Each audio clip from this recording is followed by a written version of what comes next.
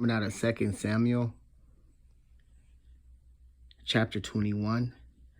Then there was a famine in the days of David 3 years, year after year. And David inquired of the Lord, and the Lord answered, It is for Saul, and for his bloody house, because he slew the Gibeonites. And the king called the Gittite and said unto them, Now the Gittite were not of the children of Israel, but of the remnant of the Amorites.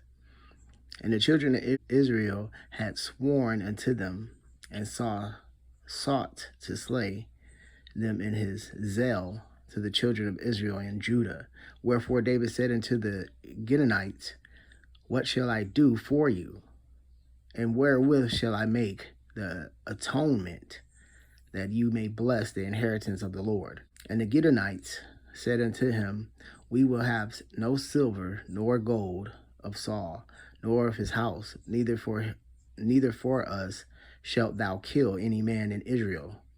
And he said, What you shall say, that will I do for you. And they answered the king, And the man that consumed us, and that devised against us, that we should be destroyed from remaining in any of the coast of Israel. Let 7 men of his sons be delivered unto us, and we will hang them up unto the Lord in Gibeah of Saul, whom the Lord did choose.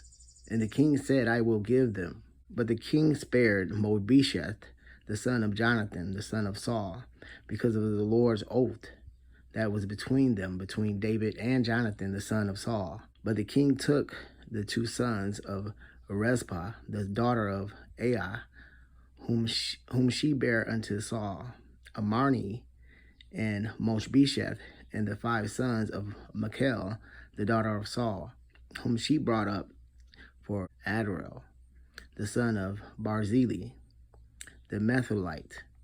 And he delivered them into the hands of the Gittite, and they hanged them in the hill before the Lord. And they fell all 7 together, and were put to death in the days of harvest, in the first days, in the beginning of barley harvest. And Rizpah, the daughter of Aiah, took sackcloth and spread it for her upon the rock, from the beginning of harvest until water dropped upon them out of heaven, and suffered neither the birds of the air to rest on them by day, nor the beasts of the field by night. And it was told David what Rizpah, the daughter of Aiah, the concubine of Saul, had done. And David went and took the bones of Saul and the bones of Jonathan his son from the man of Jabesh Gilead, which had stolen them from the street of Bethshan, where the Philistines had hanged them. And the Philistines had slain Saul in Gilboa.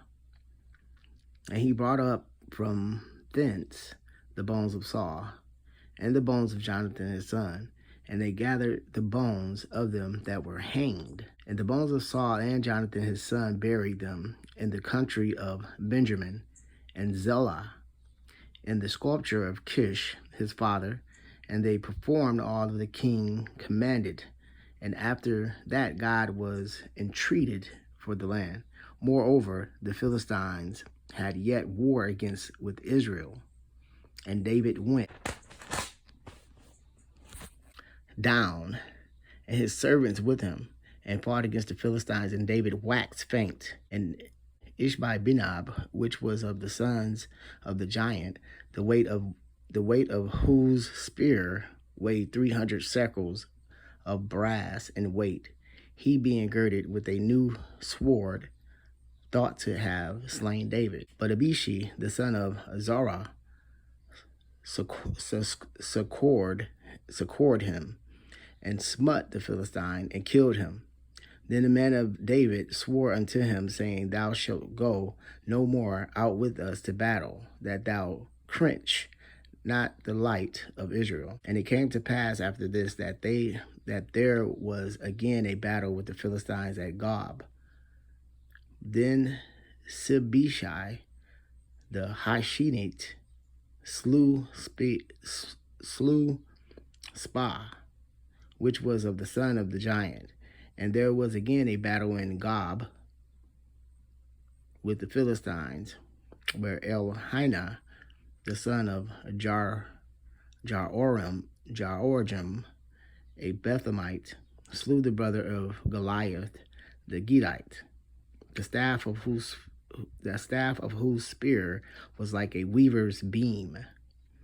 And there was yet a battle in Gath, where was a man of great stature, that had on every hand 6 fingers, and on every foot 6 toes, 24 in number. And he also was born to the giant. And when he defied Israel, Jonathan the son of Shemaiah, the brother of David, slew him. These 4 were born to the giant in Gath, and fell by the hand of David and by the hand of his servants.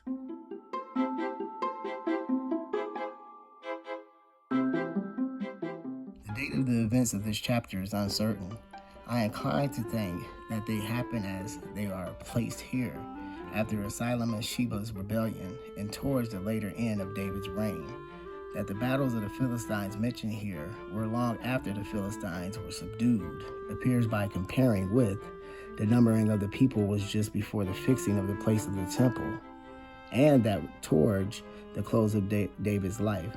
And it should seem the people were numbered just after the 3 years famine for the Gittite, for that which is threatened as 3 years famine is called 7 years, 3 more with the year current added to those 3. The Gittite avenged by a famine in the land, by the putting of 7 of Saul's men to death, care however being taken their dead bodies and of the bones of Saul, and the giants of the Philistines slain in several battles.